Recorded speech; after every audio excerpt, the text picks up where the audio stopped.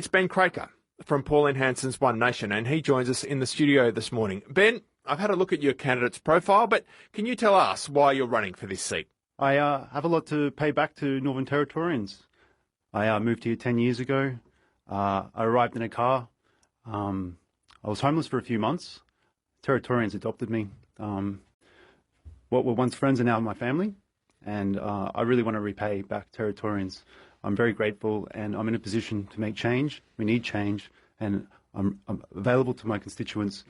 I want to be the face of change. I want to offer a real alternative to the uni parties, and I want to see the seed planted for our children so they can sit in the shade in the future. What do you think that One Nation can offer the voters of Darwin and Palmerston that other parties, other candidates can't? We look at all of our issues holistically. We believe that we can have a fairer taxation system, whether that be for parents with dependents, where they can income split, where they can file the tax return together, minimising their tax obligations. We believe that we should be using our resources here in the Territory. We have abundant resources. We have plentiful gas. We can utilise that to create a very diverse economy, manufacturing, which empowers our young people, and we can pay down our $1 trillion national debt. You're calling for multinational companies to pay more tax, which is something parties like the Greens and Independents are calling for too. How should they?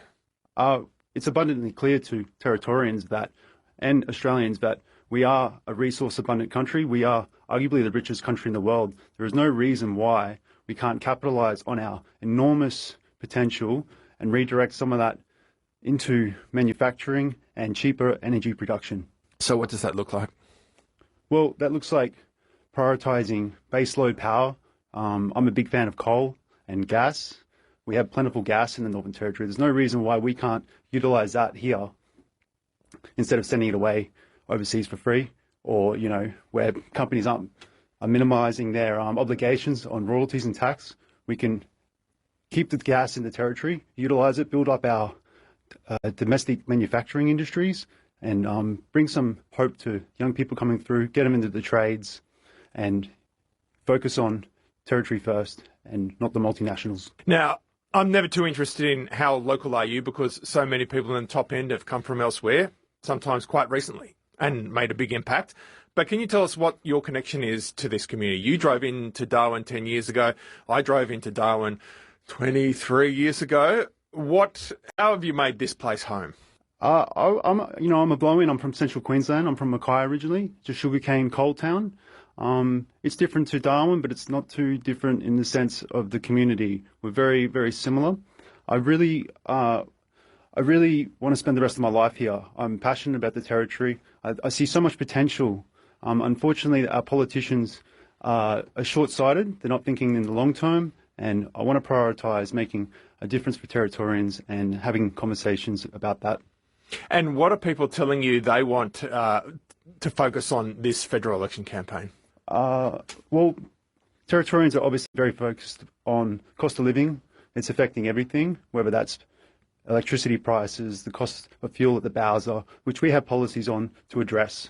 We really need to look at crime. Crime is the big issue. We need to look at it holistically. Parties' positions and policies previously haven't worked. It's statistically, it's unsafe to walk around at night. You know, I wouldn't even run the risk of walking my dog after 10 p.m. in my area.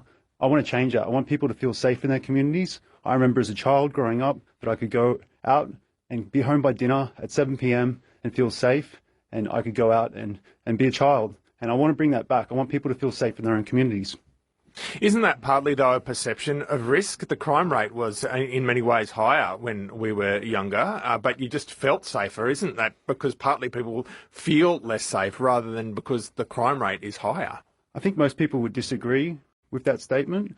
I wasn't here as a child, but you've noticed over the last 10 years that it does have a different feeling to it, and we need to address that. We really do. Like I said, I don't feel safe walking around at night, and I want to see people being able to go out into town without feeling like they're going to get, bashed or glassed or, abuse hurled at them.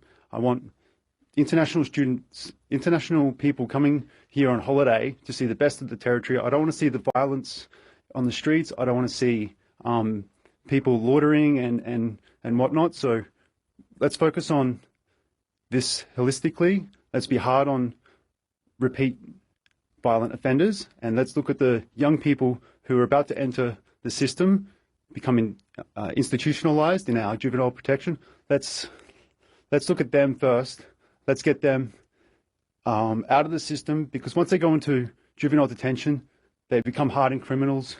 Let's get them away from the bad eggs. Let's get them out into the bush. Let's get them into bush camps. We can engage these people. We can empower them. We can certainly look at things like incentivization for them to join the military. We can look at reconnecting them to the land. We have a problem with gambler in our rural areas. Why can't we utilize these at-risk youth and empower them and show them that you can get out in the bush, you can have a go, join up, make some mates, and get them around prominent Territorians who can show them the right way. You have talked about a lot about crime there. You've talked about it in your election pitch as well. But isn't that a matter for the NT government? They run the courts, the police, the prison system. 100%. I'm running for the lower house as an MP, so it is a state territory issue. But we can certainly advocate and push for funding for better programs that work, and scrap the programs that aren't working, and there's many of them too. You've talked about international visitors. Where does One Nation stand on immigration, especially in the top end? On a federal level, we want to see immigration limited to 130,000 people per year. Currently, that's far too high. We aren't anti-immigrant. Immigrants are a wonderful asset, a wonderful part of our society. They do a lot of good work. They've got their families here. We want to see them become the best of Australia. We want to prioritise people who will assimilate and give to the community and not take. We have a different story to tell than, say, Sydney, Melbourne or Queensland. No one's really stuck in traffic here. CDU is desperate for international student caps not to be applied here. Do we want more people in Northern Australia? Does maybe immigration policy need to be changed to focus on bringing more people to places that need it? Oh, that's a great point. It depends who you speak to. We want to keep territory roads free-flowing. We don't want traffic. We don't want cookie-cutter developments. We want to preserve the bush around Darwin, keep Darwin the way it is in regards to the high standard of living that we are so grateful to experience. But we also want to keep, our rural areas rural. We don't want to see just sprawling suburban developments. We want to retain the character of the territory. So you're right. There are a lot of people that need to come here. We need more doctors, we need nurses, police officers, aged care workers, 100%. But we also have to prioritise the people coming here. You're listening to 105.7 ABC Radio Darwin. Ben Craker is the One Nation candidate for the Darwin and Palmerston-based seat of Solomon. Ben, you mentioned joint tax returns and giving people a break there. How would that help with a family who's struggling to pay the bills, who might be paying a lot for rent, as you do in Darwin and Palmerston? How would that help them change how much they pay and have more money in their pockets? It minimises their tax obligations. So if you have say, for example, the father is making a high income, but the mother is making lower income, combining those two and filing a joint tax return will minimise their tax obligations and increase their disposable incomes substantially. I guess the other question is there's a debate involving Sky News in the next week or so. The major parties have been invited. There's been a bit of a dust-up. An independent says they should be invited too. Should all candidates be invited to all political debates, or do outlets like Sky, like the ABC, have independence and they should be able to choose who turns up to an election debate? I think in a true democracy, all candidates should have a voice. It's up to the candidate whether they decline an interview, but that's on them. But as for the ABC or Sky or whoever it may be, everyone should have the right to voice their concerns and speak for the people that they want to represent.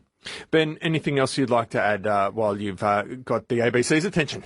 I want to work tirelessly for Territorians. I really want to repay the debt that you guys have given me. You guys are wonderful people. You deserve a lot better. The uni party system isn't working vote for the freedom fighting parties, put the uni parties last, put the Greens, Labor and the CLP last. Can you tell us a little bit about being homeless in Darwin? That is an experience that a lot of people in Darwin in the top end share. We have the highest homelessness rate in the country by a lot. What was that like and how did you get out of it? It was a testing experience. I grew a lot from it. I learned a lot. I saw a lot of things which I can't unsee. But in saying that, what I take from that is I'm a grounded individual. I'm a tradesman. I really want to emphasise that I don't aspire to be a politician. I just aspire to be someone that's concerned for your well-being, your children's future, and I really want to make a difference for Territorians. Were you sleeping rough or were you sleeping in a car? What was the arrangement? I was predominantly sleeping in a car at Middle Beach for a few months. I did have some good company. There were backpackers and whatnot floating around, so made some really good friendships. But I did see Territorians sleeping in their cars, and that the most concerning part is these people have the ability to engage in society and be productive, but unfortunately the system was against them, and they were tied up sleeping in their car, and it was a vicious cycle. Ben Craker is the Pauline Hanson's One Nation candidate for the Darwin and Palmerston-based seat of Solomon. Thanks so much for coming into ABC Darwin this morning.